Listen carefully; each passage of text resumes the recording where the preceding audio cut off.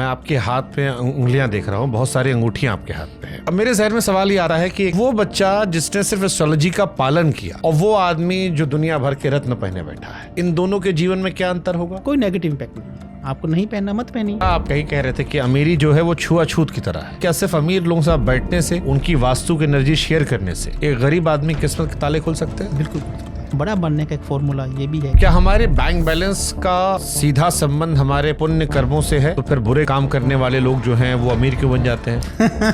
बहुत ही बड़ी आनंद आ रहा है आपके साथ बात करने में कि आप बड़े हैं, आपका पीछे वाला बैलेंस चला रहा है। मैं कई सारे बाबाओं के यहाँ जाता हूँ तो कहते हैं हमारे यहाँ एक पीछे पेड़ लगा, उसको छूने से भूत भाग जाता है। हम गए, हमको नहीं महसूस हुआ भूत भाग गया। लेकिन एक बिलीफ सिस्टम है। यही एक समस्या है। हर बाबा ने अपना एक बिलीफ सिस्टम बना लिया, वो साइंस की तो बात नहीं करता है।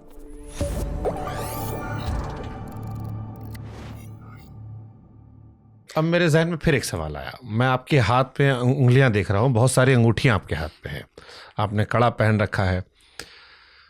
अब मेरे जहन में सवाल ये आता है कि एक एस्ट्रोलॉजर ने कहा कि जब बच्चा पैदा हो रहा तो उसका नाम जो है तिथि के हिसाब से रख दो, जीवन अच्छा चलेगा, नक्षत्र के हिसाब से, राशि के नक्षत्र के हिसाब से। फिर आपने कहा कि जीवन में दशा दिशा लेते रहो, 12th क्लास में, कॉलेज में, कि इस दिशा में प्रगति करेगा तुम। तो वो बच्चा जिसने सिर्फ एस्ट्रोलॉजी का पालन किया, दशा दिशा ले नक्षत्र के हिसाब से, और वो आदमी जो दुनिया भर के रत्न पहने बैठा है, इन दोनों के जीवन में क्या अंतर होगा? देखिए, पहली बात तो रतन हमेशा उस ग्रह के पहनने चाहिए जो आपके मित्र ग्रह हैं। आज इसमें भी 99% लोग एक्चुअली में अच्छे रतन लोगों को गाइड नहीं कर पाते। लोग क्या कहते हैं कि तू नीलम अपने तकिए के नीचे रख ले, 7 दिनों में तेरे को पता लग जाएगा वो अच्छा जल देगा कि नहीं देगा। तेरे को सब यहाँ पे बाजू पे बांध ले, तेरे को सपने अच्छे आ रहे हैं तो मतलब नीलम अच्छा है, और सपने अच्छे नहीं आ रहे तो तेरा नीलम तेरे को नहीं पहनना। तो इसका मतलब उसको ज्ञान नहीं है। नीलम आपको अच्छा जल देगा कि नहीं देगा तो आपकी कुंडली बता रही है, आपको उसको पहनाना है।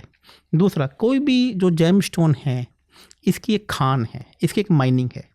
जब शंकर जी, ऐसा बोला जाता है कि जब शंकर जी अपने यात्रा पर निकले थे तो जहाँ जहाँ पर उनका वीर्य गिरा, जहाँ जहाँ पर उनके आंसू गिरे, तो कहाँ पे, कहीं पे रुद्राक्ष बन गया, कहीं पे पारा बन गया। तो ये जो जितनी भी धातु हैं ये उनके आंसुओं से और उनके वीरों से, सोने की जहाँ जहाँ खाने हैं, तो ये सब शंकर जी की ही देन है।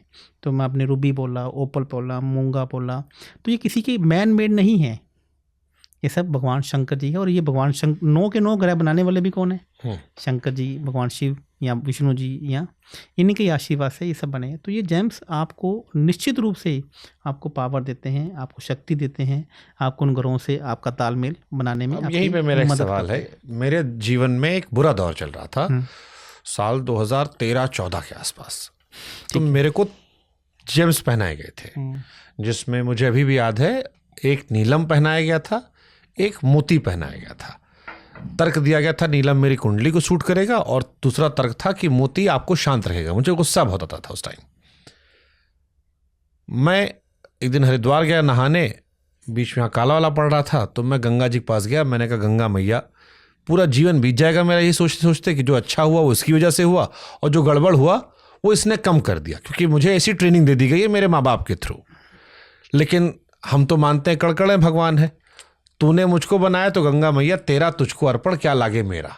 और मैं छोड़ के चला आया, बिना उस पर डाउट किए, बिना उस पर बिलीव किए, ये कहते हुए कि माँ ये तेरा था, तुझ में समा गया, मैं जीवन आज़ाद जीना चाहता हूँ। मेरा जीवन ठीक चल रहा है। 2-4 जगह समस्याएं होंगी, वो हर आदमी के जीवन में कंप्लीट 100% कहीं नहीं होता है। तो वो मैं पहनता तो क्या ये भाग्य और चमक जाता? आपने पहना है, और यार नहीं पहना मैंने, तो क्या वो मेरा इंट्यूशन जिसके बारे में कई एस्ट्रोलॉजर कहते हैं कि बड़ा अच्छा है, वो काम कर गया? इसमें कोई दोहराई नहीं है, इसमें कोई भी किंतु परंतु नहीं है। पहली बात तो मुझे ये देखना पड़ेगा आपकी कुंडली देखकर कि शनि महाराज जी का जेमस्टोन आपको पहनना चाहिए या नहीं पहनना चाहिए, मोती आपको पहनना चाहिए या नहीं पहनना चाहिए। इसमें भी इसमें कोई दोहराई नहीं है कि पहली बात तो ये बात समझने की कोशिश कीजिए कि एस्ट्रोलॉजी, जेमस्टोन, पूजा आपकी मदद करती हैं आपको समस्या से बाहर लाने में, आपको आगे पहुंचाने में। लेकिन काम तो आपको, मेहनत तो आपको करनी पड़ेगी ना।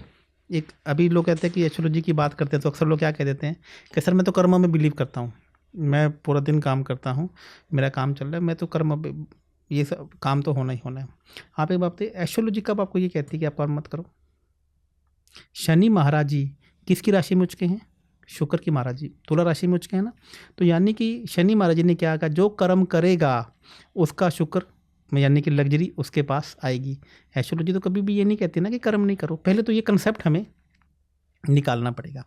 एस्ट्रोलॉजी आपकी मदद करती है आपको समस्या से बाहर निकालने में और आपकी अच्छी चीज़ों को बनाने में। तो ये वो किताब है जो आपके जन्म के समय में आपके साथ में ऊपर वाले ने आपको दे दी। आप उसका कैसे यूज करना है, जैसे मान लीजिए मोबाइल लेते हैं मार्केट से तो साथ में मैनुअल आता है ना, तो वही तो एस्ट्रोलॉजी है, वही तो आपकी किताब है कि आपकी लाइफ में आपको कब क्या समस्या आ सकती है, कब आपको चीज़ें। तो जैसे मैंने जेम्स नहीं पहने, कोई नहीं पहना, तो इसका कोई नेगेटिव इम्पैक्ट है या पहन लेते तो पॉजिटिव हो जाता? कोई नेगेटिव इम्पैक्ट नहीं है, आपको नहीं पहनना मत पहनिए, ये तो आपके ऊपर डिपेंड करेगा। लेकिन आप तो जो पहन रहा है उसकी लाइफ में क्या पॉजिटिव आ रहा है? 100% आता है। यदि ये नहीं पहनता, नहीं ये साइंस काम करती, नहीं चीज़ें काम करती, तो इतना बड़ा इंडस्ट्री, इतने लोग क्या काम करते। लेकिन धार्मिक इंडस्ट्री तो आधी बिलीफ पे भी चलती है ना। जैसे देखिए पहली बात तो ये एक मैं बात करता हूँ कि जो ये धर्म के जिसको हम ये कहना चाहते हैं कि बिलीफ पे काम करती है, तो इसमें कोई डाउट थोड़ी ना है कि यदि आपका कुछ पहनने से यदि आपका कुछ बिलीफ सिस्टम बढ़ता है और आपका काम होता है तो उसमें बुराई क्या है? कोई बुराई नहीं है। और वो ग्रह आपके साथ में आकर खड़ा हो जाए और आपके काम होने लग जाए तो आपको बुराई क्या है? मतलब कोई बुराई नहीं है, लेकिन जैसे एक है कि मैं कई सारे बाबाओं के यहाँ जाता हूँ तो कहते हैं हमारे यहाँ एक पीछे पेड़ लगा, उसको छूने से भूत भाग जाता है। हम गए, हमको नहीं महसूस हुआ भूत भाग गया। लेकिन कभी नहीं होता। लेकिन एक बिलीफ सिस्टम है जिससे गांव के लोग जो है वो आते हैं और हजारों लाखों लोग आके छू के चले आते हैं। तो मेरा उस बिलीफ सिस्टम पे सवाल है। देखो यही एक सबसे बड़ी समस्या है ना, यही एक समस्या है कि आज एस्ट्रोलॉजी की नॉलेज किसी को नहीं है, बस वो एक बिलीफ सिस्टम को बनाने में लगा है। आज एक व्यक्ति बोल रहा कि मैं इसे ऐसा धागा बना के देता हूँ कि धागा तो वो पहनते ही तेरा काम बनने लग जाएगा। मेरी बात हाँ, यही तो हमने एक बिलीफ सिस्टम, हर बाबा ने अपने एक बिलीफ सिस्टम बना लिया। वो साइंस की तो बात नहीं करता है। एक व्यक्ति आता है कि मोबाइल पे हाथ रखो, मैं तुम्हारे बारे में तुम्हारा नाम बता दूंगा, तुम्हारे बारे में सब कुछ बता दूंगा। तो मतलब क्या है, पहली बात तो कि उसने उस सिद्धि को सिद्ध कर रखा है, वो काम तो करती है ना चीज़ें। लेकिन वो आपने जैसे ही उसको बोला कि आपका मोबाइल में नाम नंबर बता दूंगा, तो ये एस्ट्रोलॉजी का पार्ट नहीं है, क्योंकि एक सिद्धि है, कर्म पिशाच नहीं। आपने ये गुरु के माध्यम से आपको ट्रांसफ़र होती है, आपके लिए उसको साधना तब करनी, लेकिन उसका एस्ट्रोलॉजी से कोई लेना देना नहीं है। वो आपको कान में आकर ये बता दे कि आपकी जेब में 10 रुपये के नोट कितने हैं, 10 रुपये के नोट का पे नंबर कितने लगे हुए हैं। तो ये सिर्फ और सिर्फ आपको इम्प्रेस करने की विद्या है। ये इसका एस्ट्रोलॉजी से कोई भी लेना देना नहीं है। और यही तो हम आज एस्ट्रोलॉजी क्यों नहीं मानते लोग, आप लोग वहम क्यों मान रहे हैं? क्योंकि ये बाबाओं ने, ये चीज़ों ने इसको लॉजिक से काम नहीं किया। और यही तो मेरा एक्सपीरियंस ख़राब रहा। आज मेरी फैमिली में कोई भी एस्ट्रोलॉजर नहीं है, मेरे ना दादा, ना पिताजी, ना भाई, ना बहन।